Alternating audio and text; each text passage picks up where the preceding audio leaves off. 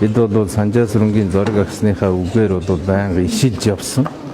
Монголын эрх ашигыг нэгд тавья, намынхаа эрх ашигыг 2 дугаар тавья, хөв хүмүүсийн эрх ашигыг 3 дугаар тавья гэж ингэж зорж ажилласан тийм ээ. Тэгэхээр бол хамтарсан засгийн газрыг байгуулсан энэ философоос бол би Ардчилсан намын даргын хувьд хамтарсан засгийн газрыг байгуулсан хүний хувьд бол хязгаарч урахгүй гэж бодож байгаа. Ардчилсан нам ч гэсэн энэ байр суурин дээр өнөөдөр хүртэл байж чадсан.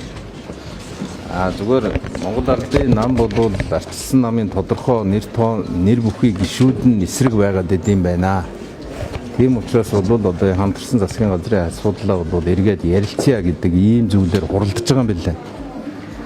Тэгэхээр бол энэ шийдвэр гарахыг бол бид хүлээж байгаа. Шийдвэрт нөлөөлөхийг бол хүсэхгүй байгаа.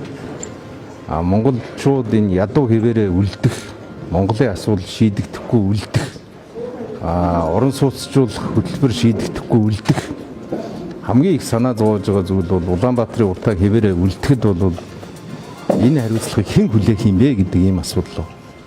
Тийм учраас бол Монгол Ардын нам өнөөдрийн хурлаараа Монгол улсын эрх ашигыг бодож гин үгүй юу гэдгээ эргэж сайн харцгаагаад тэгээд дүгнэлтээ гаргах байх.